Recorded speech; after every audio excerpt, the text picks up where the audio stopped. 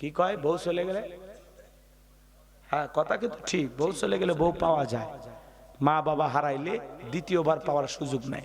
কিন্তু এই জায়গায় আপনাকে আরেকটা জিনিস বিবেক দিয়ে ভাবা লাগবে, আপনার স্ত্রী তো বাচ্চা কাচ্চা হয়েছে, তো ওই স্ত্রীকে যদি তাড়ায় দেন ওই বাচ্চারা মা পায় কোথায়? এই জায়গায় একটা গেম আছে, গেম আছে, এটা মাথার মধ্যে ঢুকে নেওয়া লাগবে। কথা কন না কে? আপনি বউকে তাড়ায় দিলেন না, আপনার বউয়ের বাচ্চা হয়েছে না, তো ওদেরকে তাড়ায় দিলে আপনার বাচ্চারা মা পাবে কোথায়?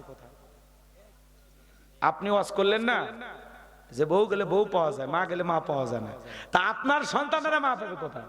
এটাও তো মাথায় রাখা লাগবে, তাই না? তাহলে আপনাকে ব্যালেন্স করে চলা লাগবে, খুব সতর্ক থেকে চলা লাগবে। বাচ্চা কাচ্চা হয়নি সেটা ভিন্ন জিনিস, প্রথমেই তো দেখে বোঝা যায় 2-4 দিন সংসার করে নাকি কোন।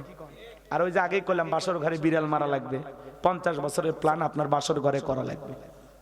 কথা কয় না? খালি বউ পায়া ভিডিও করলে হবে না, পাগলামি করলে হবে না, সেলফি তুললে হবে না, কারণ মোবাইলে তো জামানাটা শেষ করছে। 5টা ছেলে ছিল, কয়টা? মা অনেক আগে মারা গেছে, বৃদ্ধ বয়সে বাবাটা অসুস্থ ছিল। আমার এলাকার ঘটনা শোনেন, বড় ছেলে দায়িত্ব নেয় না, মেজো ছেলে দায়িত্ব নেয় না, কোনো ছেলে দায়িত্ব নেয় না। একটা ছেলে খালি কোনো মতে না বাজারে ছোটখাটো একটা পানের দোকান, ওরা জায়গা জমি সব বুঝে নিছে, ভাগ করে নিছে। ছোট ভাইটা বলতেছে যেহেতু কেউই বাবার দায়িত্ব নিবি না, ঠিক আছে আমি দায়িত্ব নিলাম, যা। ছোট ছেলেটা দায়িত্ব নিল, এই হাসপাতালে নিয়ে যায়, চিকিৎসা করে, পেশাব পায়খানা করে, পরিষ্কার করে। বৃদ্ধ বয়সে বাবার যা কাজ বোঝেন না, একেবারে অসহায় বাবা। তো এইবার শোনে, ওই বৃদ্ধ বাবা বেশি না 3 থেকে 4 বছর উনি সেবা করছে, এরপরে বেচারাটা মারা গেছে। কিন্তু মারা যাওয়ার 2-3 বছরের মাথা ওই ছেলেটা মানে আঙ্গুল ফুলে কলার গাছ হয়ে গেল, কোটি কোটি টাকার মালিক হয়ে গেল। কথা বোঝেন নাই? আর ওর ভাই বোনের যা ছিল আগে তাই আছে, বরং আগের চেয়ে অবনতি হয়েছে। আর যেই ছেলেটা পিতার সেবা করেছে, পিতার খেদমত করেছে, ওই ছেলেটা কোটিপতি হয়ে গেছে। কারণটা কি জানেন? ওই বাবা সন্তানের এই সেবা খুশি হয়েছে, খুশি হয়ে কোনো না কোনো একদিন হয়তোবা আল্লাহর কাছে যদি হাত পেতে বলে, আল্লাহ আমার এই ছেলের ব্যবহারে আমি খুশি, সে তো অভাব অনাটনে আছে, আল্লাহ তার অভাব অনাটন দূর করে দিও, আল্লাহ দুনিয়াতে তাকে সফল বানায় দিও। বিশ্বাস করেন, বাবা মায়ের ওই অন্তর থেকে আসা একটা দোয়া যদি আপনার তকদিরে লেগে যায়, আপনার কপাল খুলতে দেরি হবে না। সুবহানাল্লাহ। ওই ছেলেটা এখনো কোটিপতি, কোটিপতি। বাপের সেবা করে, কার সেবা করে? আর বাপ মা অবহেলা করে। কয়েকটা গ্যাসের ট্যাবলেট, কয়েকটা একটু জ্বর সর্দির ট্যাবলেট কিনে দিবার চান না। ছোটবেলায় যে আপনার হাঁপানিয়া নিপোনিয়া কত কি অসুখ বিসুখ হয়েছিল, কোটি কোটি টাকা খরচ করছে, দিনাজপুরের ডাক্তার ভালো হয় না, ঢাকাত নিয়ে গেছে, ভারত নিয়ে গেছে। এই বেঈমান, সেই চিকিৎসার কথাগুলো ভুলে গেলি? এই নাফরমান অকৃতজ্ঞ, কথা কন না কে? নাকি আপনি 25 বছরে কোনোদিন জ্বর সর্দি গলা ব্যথা কাশ কোনো কিছু হয়নি? অসুস্থ ছিলেন না? আপনার চিকিৎসা আপনার মা বাবা করেনি? এখন শেষ বয়সে মা বাবা অসুস্থ, কে দায়িত্ব নেবে? আমরা দায়িত্ব নেব, পারবো তো ইনশাআল্লাহ। যাক, অনেক কথা বলছি, কষ্ট হচ্ছে আপনাদের, বিরক্ত হইছেন? এইবার চলেন বাজান গো আমার। লোকমানে হাকিম তার কলিজার টুকরা সন্তানদেরকে সুন্দর করে বলতেছেন, আমার সন্তানেরা শোনো, ইয়া বুনাইয়া ইন্নাহা ইন তাকু মিসকালা হাববাতিন মিন খারদালিন ফাতাকুন ফি সাখরাতিন আও ফিস সামাওয়াতি আও ফিল আরদি ইয়াতি বিহাল্লাহ ইন্নাল্লাহা লাতীফুন খাবীর। লোকমানে হাকিম ডেকে বলতেছেন, হে আমার বৎস, হে আমার কলিজার টুকরা সন্তান, তুমি যদি সরিষার দানার পরিমাণও কোনো কিছু করো, সেটা যদি শিলা গর্ভে হয়, আকাশী হয়, কিংবা মাটির নিচে থাকে, এইটাও আল্লাহ তাআলা তোমার আমলনামায় হাজির করবেন। আল্লাহ হলো সূক্ষ্মদর্শী, সব বিষয়ে তিনি খবর রাখেন। তার মানে সন্তানকে বুঝাইতেছে না, বাবা তুমি যদি সরিষার দানার পরিমাণও ভালো আমল করো, আল্লাহ ওইটাও তোমার আমলনামায় লিখবেন। আবার তুমি যদি সরিষার দানার পরিমাণও বদ আমল করব, ওইটাও আল্লাহ তাআলা আমলনামায় লিখে রাখবেন।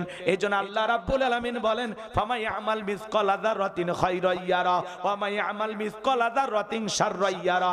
বান্দারে তুমি যদি যাররা পরিমাণ পরিমাণে নেক আমল করো আল্লাহ তাআলা ওইটাও তোমার আমলনামায় লিপিবদ্ধ করে রাখবেন।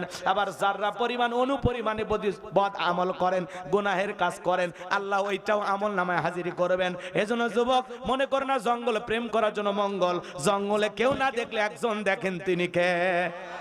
14 ফেব্রুয়ারিতে কার পিছনে গোলাপ ফুল নিয়ে ঘুরেছো? পৃথিবীর কেউ না দেখলে আল্লাহ দেখেছেন। বৈশাখ পালন করতে গিয়ে কার ওন্না ধরে টান দিয়েছো?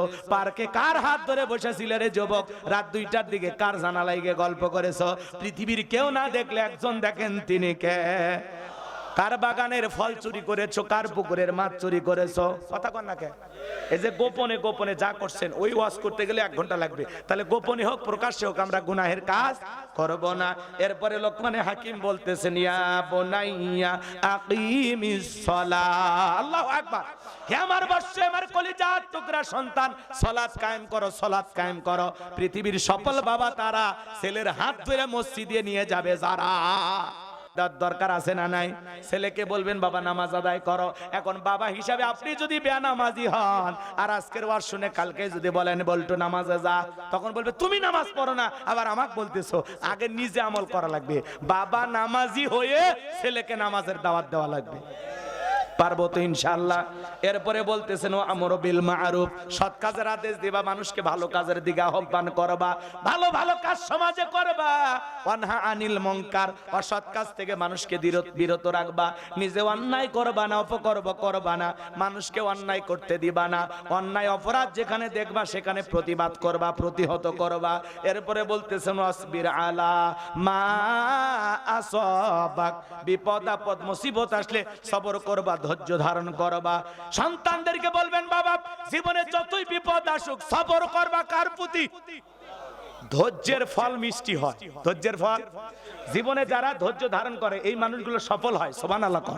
ধৈর্যশীল বান্দা কখনো ব্যর্থ হয় না। আমরা সবরকারী হব ইনশাআল্লাহ। এরপরে বলতেছেন ওয়ালা তুসাইর খাদ্দাকা লিন-নাসি ওয়ালা তামশি ফিল আরদি মারহা ইন্নাল্লাহা লা ইউহিব্বু কুল্লা মুখতালিন ফাখুর। ছেলেকে বলতেছে বাবা মানুষকে কখনো তুচ্ছ তাচ্ছিল্য করবা না, অবজ্ঞা অবহেলা করবা না। তুচ্ছ তাচ্ছিল্য করা বোঝেন না? কালো চেহারা কালু কয়ে ডাক দিলেন, সাদা চেহারা সাধু কয়ে ডাক দিলেন, ধনী গরিবের ব্যবধান, এগুলো তুচ্ছ তাচ্ছিল্য করা যাবে না, কোনো ব্যবধান করা যাবে না। ছেলেকে বলা লাগবে বা ড্রাইভারকে আঙ্কেল কয়ে ডাক দিবা, বাড়ির দারোয়ানকেও সালাম দিবা। কথা কন। আর আমরা শিখাই এ তুই কোন বংশের ছেলে রে, 2-4টা মার্ডার করবি রে, তোর বাপ আছে, মনে হয় ছেলেকে ক্যাডার মাস্তান বানাবে। এ কথা কন না, কে আছে না? এরকম বাবা হওয়া যাবে না। আল্লাহ হেদায়েত দান করেন। ছেলে কলেজে কয়টা প্রেম করে বাবার কাছে এসে গল্প করে, বাপও শয়তান বেটাও শয়তান। কথা কন না আপনারা? এটা বাপ হলো কয় মেয়ে রাজি হবি না, মেয়ের মা ওকে রাজি করানোর দায়িত্ব আমার। কি ধান্দা দেখছেন? এরকম লোক আছে না নাই?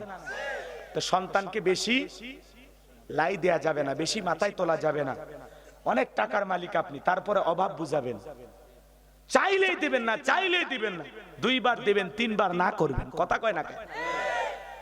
সন্তানের সব চাহিদা পূরণ করতে গেলে আপনি বিপদে পড়বেন। ওই সন্তানটা বিপদগামী হবে, ভুল পথে পরিচালিত হবে, পথ ভ্রষ্ট হবে, গোমরাহী হবে।